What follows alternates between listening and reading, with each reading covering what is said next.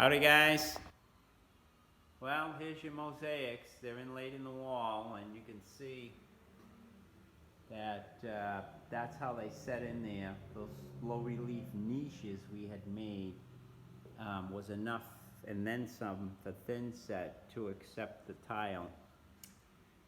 So we had made up these little washes with brads that we had separated, because we actually went in between spots where the tile had enough room for the grout area. We just snuck a little nail with the little pad to kind of hold it up against the wall. Because you know, when you get these things, they're rolled up and they get shipped to you rolled up. Then you have to unroll them and try to get them to sit flat again. And sometimes when the tile is such a tight fit, it kind of kinks your tile slightly. So these little pads are nailed through the plywood we have behind, and that's kind of sandwiching that and holding that till this sets up.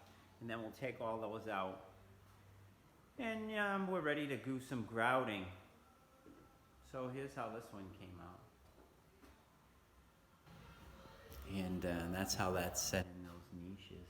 So they sit actually inset. They're not flush. They snuck in just slightly, which is fine. It's better to be inside than sticking out. So, and then what we'll have to do is run a piece of poly and drape it down and get it sealed good, because we're going to be putting water on that. And then after we grout it and it sets, we're going to come back and give it a few coats of sealer, which will seal it up. Anyways, we did our little Bose speakers. That's what those look like, where the speaker wires were. And there's 5 of those. And there's TV goes there. And then tomorrow we're putting down another layer of subfloor, because we have to build up to meet our tile in our foyer and our bridge. And so we're down that much. We got to get this floor built up to come up so it's a flush condition like that. So, and we allow for that when we're doing our radiator niches. We allow for the extra thickness that we have to jack up. And then we're going to come below after the floor is in. We got a layer of 1/2-inch subfloor, then the 3/4-inch tongue and groove finished floor, 5-inch Brazilian koa we're using. And then we'll come up and drill through all that so we can rough out for fin tubing, and elbow down, come underneath, make the transition, underneath here, we'll make the loop, series loop, and continue.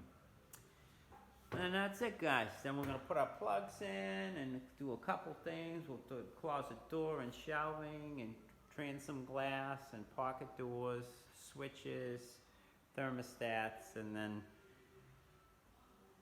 once the radiators are all in, we're pretty much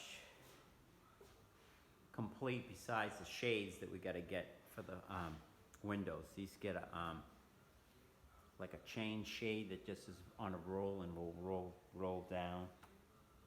Then we got gaskets that we got to put up against the glass, and the floor terminates there. We got a gasket going in there for sound. All right, guys, that's it. Just a quick one on those mosaics and how they ended up setting in the wall. So we're just gonna grout them out, and then we're gonna seal them, and they're done 100%. And we're going to just finish up our lighting and our outlets and stuff. And anyways, that's these. You notice that the light fixture itself is tucked in this escutcheon. You know, when that light is on, it's not flashing in your eyes, because it's actually recessed up in the ceiling. So we got one more of those to do, and we got a hardwire smoke detector, and then another hanging light we're gonna put here, because this is like a little makeup station in this area. All right, guys, that's all we got. We'll make a couple more, I guess, as we start on our floor. You can see some of the flooring going in. But anyways, until the next one.